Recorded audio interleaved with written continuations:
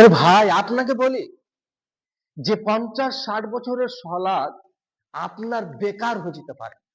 কারণ আজকে দেখা যায় কিছু কাপুরুষকে বারবার বলা হচ্ছে আপনার সলাৎ ঠিকভাবে হচ্ছে না, আপনার রুকু ঠিকভাবে হচ্ছে না, আপনার সিজদা ঠিকভাবে হচ্ছে না। আপনি যে রুকু থেকে দাঁড় হলেন তো আপনার দাড়িটা সোজা কেন হলো না? আপনি যে সিজদা থেকে গেলেন, সিজদা যাওয়ার পরে সিজদা থেকে যে উঠলেন, আপনি ডানাটিকে ভালোভাবে উঠালেন না, আবার সিজদাতে চলে গেলেন। আপনাকে বারবার বলা হচ্ছে যে আপনি সলাৎটা ঠিক করেন, নামাজটা ঠিক করেন। যদি আপনি এভাবে সলাৎ আদায় করেন তাহলে আপনার নামাজ বাতিল হবে, অথচ আপনি এটাকে কি আর মনে করেন? আপনি কথাটা কানে নেন না, কারণ আপনি একজন কাপুরুষ। কেন আপনি নিবেন না? আল্লাহ রাসূলের কথাটা আপনি কেন নিবেন না?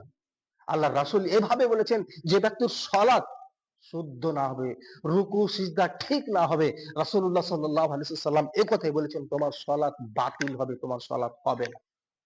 হাদিস দেখেন, ইবনে হিব্বানের একটা হাদিস, নাসাইর একটা হাদিস।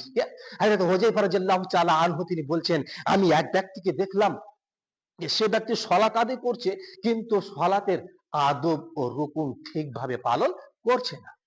সলাতের আদব ও রুকুন ঠিকভাবে পালন করছে না। আমি তাকে জিজ্ঞেস করলাম, তুমি এভাবে সলাত কতদিন ধরে পড়ছো? তুমি কতদিন ধরে এভাবে সলাত আদায় করছো? সে বলল, আমি এভাবে সলাত 40 বছর ধরে সলাত আদায় করছি। কত? 40 বছর ধরে এভাবে সলাত আদায় করছি।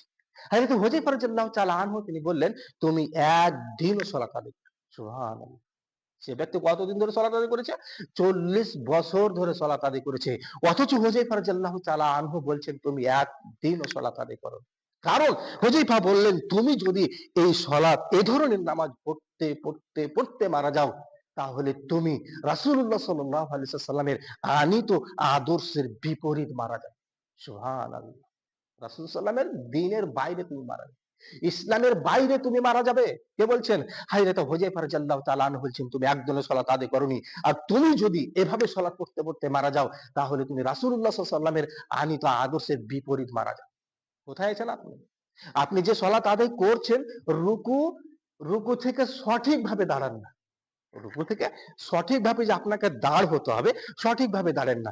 স্বামী আল্লাহ বলে আবার সিজদাতে চলে যান। সিজদা থেকে উঠে আল্লাহ আকবার বলে দাড়িটাকে আপনি সোজা করেন না, আবার সিজদাতে চলে গেলেন। রাসূলুল্লাহ সাল্লাল্লাহু আলাইহি ওয়াসাল্লাম এই ব্যাপারে হাদিস বলছেন, আবু দাউদ খুলবেন, আবু দাউদ শরীফের একটা হাদিস এসেছে, 265 নম্বর হাদিসটা। হাদিসটা শুধু ইবনে মাসউদ আল আনসারী রাদিয়াল্লাহু তাআলা আনহু তিনি বলছেন, নবী করিম সাল্লাল্লাহু আলাইহি ওয়াসাল্লাম বলেছেন, যে ব্যক্তি রুকু ও সিজদাতে, রাসূল সাল্লাল্লাহু আলাইহি ওয়াসাল্লাম কি বলছেন? যে ব্যক্তি রুকু এবং সিজদাতে পিঠকে সোজা না করে, পিঠ সোজাকে গুরুত্ব না দেয়, রুকু থেকে দাঁড়িয়ে দাঁড় হতে হবে এটাকে গুরুত্ব না দেয় না, যে ব্যক্তি সিজদা থেকে উঠে দাড়িটাকে সোজা করতে হবে, পিঠটাকে সোজা করতে হবে, এটা গুরুত্ব দেয় না, রাসূলুল্লাহ সাল্লাল্লাহু আলাইহি ওয়াসাল্লাম বলছেন সে ব্যক্তির সালাত হয় না। সে ব্যক্তির সালাত হয় না, সে ব্যক্তির সালাত সহিহ হয় না, হয় না, হয় না। অতএব কাপুরুষ আপনাকে বলি, আপনাকে বারবার বলা হচ্ছে, বারবার বলা হচ্ছে, মানুষ তুমি এভাবে নামাজ পড়ো, রুকু থেকে সঠিকভাবে দাঁড়াও, সিজদা থেকে ভালোভাবে স্থির হও, তারপরে তুমি সিজদা যাও, রুকু থেকে উঠার পরে স্থির হয়ে দাঁড়াও, তারপরে সিজদাতে যাও। কিন্তু না, তোমার মধ্যে মানবতাই নেই। তোমার মধ্যে মানবতাই নেই। যদি তোমার মধ্যে মানবতা থাকতো, তুমি যদি কাপুরুষ না হয়ে থাকতে, তাহলে তুমি স্থিরভাবে রুকু থেকে দাঁড়াতে, সিজদা থেকে স্থিরভাবে উঠার পরে আবার সিজদাতে যেতেন। কারণ আপনি জান না, এ কারণে আপনি টাকার গরম দেখাচ্ছেন, আপনার অহংকার দেখাচ্ছেন, আপনি আপনি গর্ব দেখাচ্ছেন, আমার কিসের কম আছে, আমি কেন মৌলভী সাহেবের কথা শুনবো, এই 5,000 টাকার মৌলভীর কেন কথা শুনবো?